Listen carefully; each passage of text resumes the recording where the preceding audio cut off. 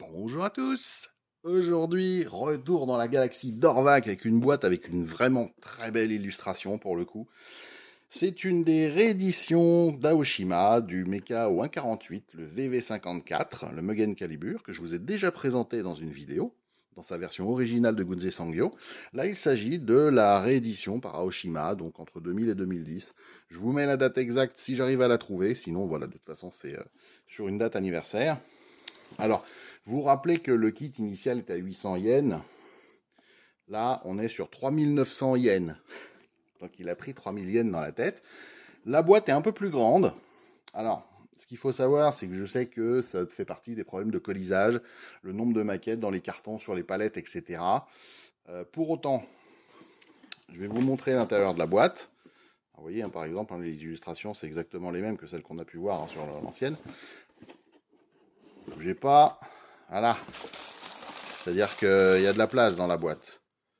Donc si ça tenait dans l'ancienne boîte, parce que ce sont strictement les mêmes grappes, soyons très clairs, pourquoi ils ont fait ça? Bref, c'est un des hasards. Toutes les entreprises qui reboxent des kits font ce genre de choses. On pourrait en parler avec toutes les marques classiques de maquettes. Dès qu'ils prennent un kit d'une autre marque et qu'ils ont des accords pour la diffuser sous leur marque, et au niveau des boîtes, ça colle pas. Les pièces, eh bien étonnamment, ce sont exactement les mêmes que celles que je vous ai montrées la dernière fois. Là, c'est un VV54AR, l'autre c'était un AS avec le gros canon.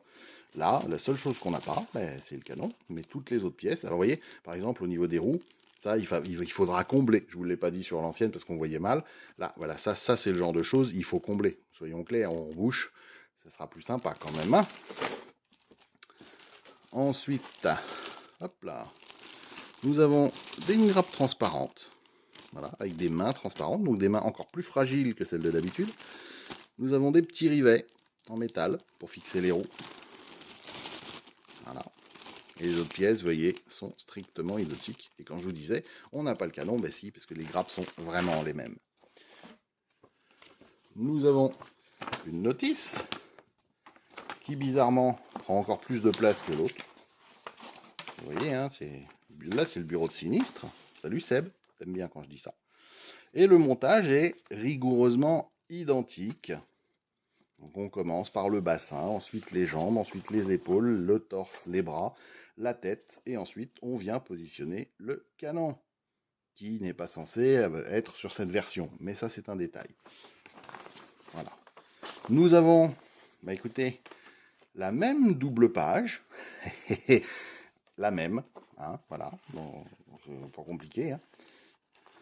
Ça, c'est ce qu'on avait au dos de l'autre. Là, on a les différences de couleurs avec le VV54AR, qui est celui du héros, en fait, le Mugen Calibur du héros, et la version standard. Vous voyez, il n'y a que la couleur qui change. Voilà. Donc, l'avantage, c'est que c'est le même kit. C'est au 1/48e. On a quand même là le listing des pièces qu'on n'avait pas sur l'autre, mais bon, c'est bon. Voilà. Donc, je vais pouvoir faire les deux versions. Moi, sur ce, je vous quitte, sans mauvais jeu de mots, puisque ça, c'en est un. Je dis merci aux abonnés, merci aux nouveaux abonnés, à très bientôt pour les futurs abonnés, et je vous laisse avec une autre vidéo d'Orvac dans pas longtemps. Ciao, ciao!